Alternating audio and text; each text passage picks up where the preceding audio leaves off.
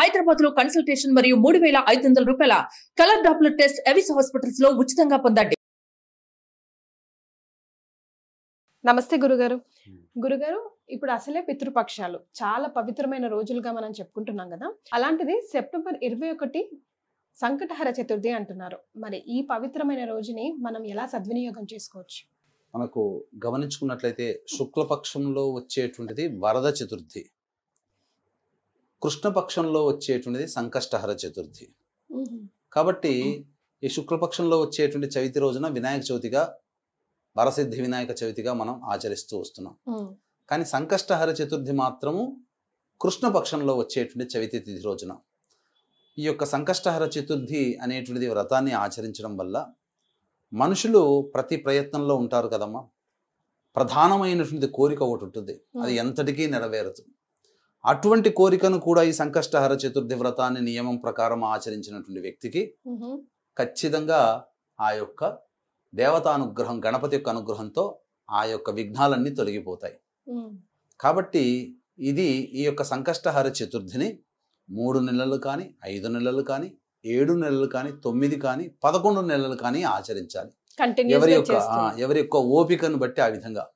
అయితే దీన్ని ఏ విధంగా ఆచరించాలి అని అంటే, ఉదయాన్నే సంకష్టహర చతుర్థి అనేటువంటిది ఉదయాన్నే సూర్యోదయం కంటే ముందే నిద్రలేచి కాలకృత్యాదులు తీర్చుకొని ఆ రోజున గణపతి విగ్రహాన్ని చక్కగా అభిషేకము జరిపించి, అదేవిధంగా గరికతో పూజ చేసి ధూపదీప నైవేద్యాలు ఇచ్చిన తర్వాత ఆ యొక్క విగ్రహానికి ఎదురుగా ఆకుపచ్చ రంగు కానీ, ఎరుపు రంగు కానీ, తెలుపు రంగు కానీ ఉన్నటువంటి జాకెట్ పీస్ పెట్టి ఆ యొక్క జాకెట్ పీస్కి అలంకరణ చేసిన తర్వాత 3 పిడికిళ్ళు ఎంత బియ్యం వస్తాయో ఆ 3 పిడికిళ్ళు ఆ యొక్క సంబంధించినటువంటి వస్త్రంలో వేసిన తర్వాత కొబ్బరి చిప్ప, ఖర్జూరము, ఒక్కలు, తగు దక్షిణ అవన్నీ అందులో పెట్టి మీ యొక్క కోరిక నెరవేరాలని చెప్పి ఆ స్వామిని మననం చేసుకుంటూ ఆ కోరిక నెరవేరాలని ముడుపు కట్టండి.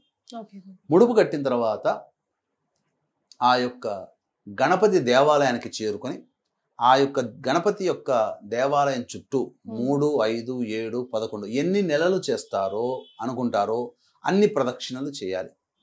చేసి అక్కడ అర్చన జరిపించుకోవాలి.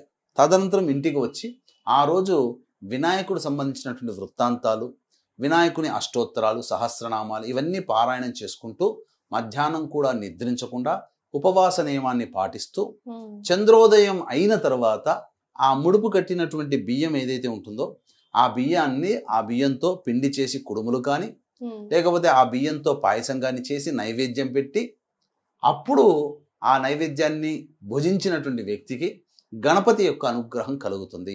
ఇది సంకష్టహర చతుర్థి రోజున చేసేటువంటి నియమం. ఇక 3 నెలలు, 5 నెలలు, 7 నెలలు, 9 నెలలు అనుకుంటాం కదమ్మా. ఆ యొక్క కంప్లీట్ అయిపోయిన తర్వాత ఆ రోజున ఇంట్లో కానీ, లేకపోతే దేవాలయంలో చేసేటట్టయితే దేవాలయంలో కానీ గణపతి హోమాన్ని జరిపించుకోవాలి. విశేషంగా జరిపించుకుంటే ఇంకా శీఘ్రమైనటువంటి ఫలితాలు వస్తాయి. ఈ సంకష్టహర చతుర్థి యొక్క మహత్యాన్ని సంబంధించి తెలిపేటువంటి ఒక గొప్ప గాథ ఒకటి ఉందమ్మా.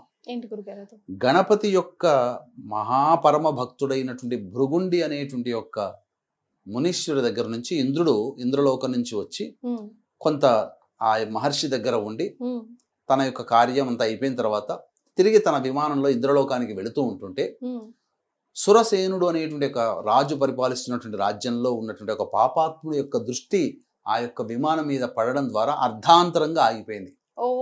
ఇప్పుడు మనకు గనక అకస్మాత్తుగా ల్యాండ్ అయినటువంటి విమానం అని చెప్పి మనకు రన్వేలో ఎట్లయితే వస్తుంటే వేరే దేశానికి పోతూ సడన్ గా ఆపాల్సి వచ్చింది, సాంకేతిక లోపంతో పలానా దేశంలో ఆగిపోయిన విమానం అని అంటుంటారు కదా. అలాగా ఆ యొక్క పాపాత్ముడి యొక్క దృష్టి ఇంద్రుని యొక్క విమానం మీద పడడం వల్ల ఆ విధంగా సురసేనుడు అనేటువంటి ఒక రాజు యొక్క రాజ్యంలో ఆగిపోతుంది. అది ఇంద్రుని యొక్క విమానం కాబట్టి పగలే మెరుమిట్లు గొలిపేటువంటి కాంతితో మెరుస్తూ దగదగదగా ఉంటుంది. అప్పుడు ఆ వింతైనటువంటి ఆకారాన్ని చూడడానికి ప్రజలను ఎగబడడం, ఈ వార్త ఆ నోట ఈ నోట రాజు సురసేనుడు రాజు దగ్గరికి చేరడం, ఆ రాజు కూడా ఆ విమానాన్ని చూడడానికి రావడం, అది చూసిన తర్వాత అప్పుడు కుశల ప్రశ్నలు వేశాడు ఇంద్రుని. ఎందుకు ఆగిపోయింది ఇలా ఇలా అంటే, అప్పుడు మీ రాజ్యంలో ఎవరో మహా పాపాత్ములు ఉన్నారు, వారి దృష్టి సోకడం వల్ల నాకు నా విమానం ఆగిపోయింది. మరి ఎట్లా దీన్ని ఆ విమానం మళ్ళీ తిరిగి ప్రయాణం కావాలంటే ఎలా అంటే, ఈరోజు పంచమి తిథి, నిన్న సంకష్టహర చతుర్థి ఉంది. కాబట్టి ఈ సంకష్టహర చతుర్థి నాడు ఉపవాస నియమాన్ని పాటించి, గణపతి కోసమే ఉపవాస నియమాన్ని పాటించినటువంటి వ్యక్తి తన పుణ్య ఫలితాన్ని గనక ధారపోస్తే నా విమానం బయలుదేరుతుంది అని చెప్తాడు.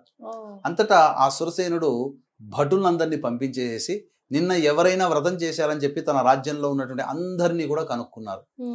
అందరూ కూడా నిశ్చేష్టులైపోయి ఉత్త చేతులతో తిరిగి వచ్చేసారు. ఎవ్వరూ చేయలేదు. తర్వాత ఎవరు ఈ యొక్క మన రాజ్యంలో వ్రతాన్ని ఆచరించలేదా, పుణ్యాన్ని సంపాదించుకోలేదని చెప్పి బాధపడుతుంటే అటుగా ఒక స్త్రీమూర్తి మృతదేహాన్ని తీసుకొని వెళుతూ వాళ్ళ బంధువులు కనబడుతూ వెళ్తున్నట్టు దృశ్యం కనిపించింది. అంతటా గణేష దూత ఏం చెప్పాడనంటే, ఈ స్త్రీమూర్తి ఎందుకు ఇలా జరిగిపోయిందనంటే, నిన్నంతా కూడా ఎటువంటి ఆహారం తినకుండా ఉంది, పైగా ఆహారం తినకుండా ఉండడం వల్ల గణేష వ్రతం, నిన్న సంకష్టహర చతుర్థి, గణేష వ్రతం అనేటువంటి ఆచరించిన ఫలితం ఆమెకు దక్కింది. తరువాత ఎప్పుడో రాత్రి భోజనం చేసింది అని చెప్పడంతో, సంకష్టహర చతుర్థి నియమం ఏంటి, ఆ రోజంతా ఉపవాసం ఉండాలి, చంద్రోదయం అయిన తర్వాత భోజనం చేయాలి. ఆ స్త్రీమూర్తి చంద్రోదయం అయినటువంటి తర్వాత భోజనం చేయడం వల్ల తనకి తెలియకుండానే సంకష్టహర చతుర్థి వ్రతాన్ని ఆచరించింది. కాబట్టి ఈమెను మేము గణేష లోకానికి తీసుకొని వెళ్ళిపోతున్నాము అని చెప్పి గణేష దూత చెప్పాడు. చెప్పిన తర్వాత అక్కడ ఉన్నటువంటి బంధువులందరూ కూడా అడిగారట, ఈవిడ చనిపోయినది కదా, ఆ నిన్నటి రోజు ఉన్నటువంటి పుణ్య ఫలితాన్ని ఏమైనా ఇంద్రునికి ధారపోస్తారా అని అంటే ఎవరు కూడా అంగీకారం చెప్పలేదు. గణేష దూతలు కూడా అంగీకారం చెప్పలేదు. ఆ పుణ్యం వల్లనే ఆమె గణేష లోకానికి వెళుతుంది కదా, మరి ఆ పుణ్యం ధారపోస్తే ఆమె శరీరం ఇక్కడికి, ఆమె ఆత్మ ఇక్కడే ఆగిపోతుంది, కుదరదు అని చెప్పి గణేషుని దూతలు కూడా చెప్పారు. అంతటా ఆమె శరీరాన్ని నుంచి వచ్చినటువంటి తాకినటువంటి గాలి ఆ విమానానికి తాకింది. ఆమె శరీరాన్ని తాకిన గాలి ఆ విమానాన్ని తాకడం వల్ల ఆ విమానంలో ఉన్నటువంటి సాంకేతిక లోపాలన్నీ తొలగిపోయి మళ్ళీ విమానం ఎగరడానికి సిద్ధంగా తయారైపోయింది. అంటే ఈ సంకష్టహర చతుర్థిని తెలిసి కానీ తెలియక కానీ ఆచరించినటువంటి వాళ్ళ యొక్క జీవితము ధన్యము అని చెప్పి మనకి యొక్క వ్రత కథ ద్వారా తెలుస్తుంది. కాబట్టి వీక్షించేటువంటి సుమన్ టీవీ ప్రేక్షకులు కూడా ఈ సంకష్టహర చతుర్థి రోజున మీరు వీలైతే ఈ యొక్క విధానాన్ని ఆచరించండి. దీన్ని 3 నెలలు, 5, 7, 9, 11 నెలలుగా చేయవచ్చు. అంతేకాకుండా ప్రత్యేకంగా ఈ రోజు భరణీ మహాలయం అనేటువంటిది అయ్యింది. పితృపక్షాలలో భరణీ మహాలయం. భరణి నక్షత్రానికి అధిపతి ఎవరు? యముడు. కాబట్టి ఎవరైతే ఈ రోజున పిండ ప్రధాన కార్యక్రమాలు అనేటువంటివి చేస్తారో అటువంటి వారు ఎవరి కోసమైతే చేసినారో అటువంటి వారికి యమలోకంలో నరక బాధను తప్పిస్తాడట. కాబట్టి వీక్షించేటువంటి సుమన్ టీవీ ప్రేక్షకులు కూడా ఈ సంకష్టహర చతుర్థి మరియు భరణీ మహాలయం అనేటువంటిది కూడా అయింది. కాబట్టి ఇక్కడ చాలా మందికి ఒక డౌట్ రావచ్చు, ఈ సంకష్టహర చతుర్థి వ్రతాన్ని ఆచరిస్తున్న వాళ్ళు భరణీ మహాలయం చేయవచ్చునా అంటే, ఆడవాళ్ళు ఈ వ్రతాన్ని భార్యలు ఆచరించవచ్చు, భర్త యొక్క పితృదేవత ఆరాధన చేయవచ్చు. ఒకవైపు ఒకే రోజున పితృదేవతారాధన, దేవత ఆరాధన ఈ రెండు ఒకే రోజు కలిసి రావడం అనేటువంటిది చాలా అరుదుగా ఉంటుంది. కాబట్టి ఈ రెండు చేయవచ్చునమ్మా. జనరల్ గా గురుగారు కొందరు ఇళ్లలో నేను స్వయంగా చూశాను. మీరు ఇప్పుడు ఈ సమాధానం వచ్చింది కాబట్టి నాకు ప్రశ్న వచ్చింది. అంటే పితృదేవతలకి దీపారాధన చేస్తున్నాం, ఫోటోకి దీపారాధన చేస్తున్నాము కాబట్టి ఇంట్లో దేవునికి దీపారాధన చేయకూడదు అని ఒక నియమం పెట్టుకుంటారు గురుగారు. అది ఎంతవరకు తప్పమ్మా? అది తప్పు. ఎందుకనంటే మా ఇంట్లో కూడా మా తాతగారి తద్దినం అనేటువంటిది చేస్తాం ప్రతి సంవత్సరం. మా నాయనమ్మ గారి తద్దినం, తాతగారి తద్దినం, మా నాన్నగారు, మా బాబాయిలు అందరూ కలిసి చేస్తారు ఒకే చోట. మరి మా ఇంట్లో చేసే వంతు వచ్చినప్పుడు అందరూ వస్తారు కదా, ఆ రోజు ఉదయాన్నే కర్తగా ఎవరైతే ఉంటారో నాన్నగారు, బాబాయిలు వీళ్ళందరూ కదా, నేను చూస్తూ ఉన్నాను. శాస్త్ర ప్రకారము మొట్టమొదటి దేవతారాధన చేసేస్తారు. ఆ సమయానికి చేసేసిన తర్వాత పితృ కార్యక్రమాలు చేస్తారు. దేవతా పూజ మానకూడదు అస్సలు. అది మాత్రం మన భ్రమ అసలు అలా కాదు. రైట్. ఈ మన సంకటహర చతుర్థి గురించి ఎన్నో వీడియోస్ చేశాం గురుగారు, కానీ ఈ స్టోరీ చెప్పి ఇంత డిఫరెంట్ గా ఎవరు చెప్పలేదు. ఈ రోజుని అందరూ సద్వినియోగం చేసుకోవాలని మేము కూడా మనస్ఫూర్తిగా కోరుకుంటున్నాం. ధన్యవాదాలు గురుగారు. సర్వం శ్రీ ఉమామహేశ్వర పరబ్రహ్మార్పణమస్తు.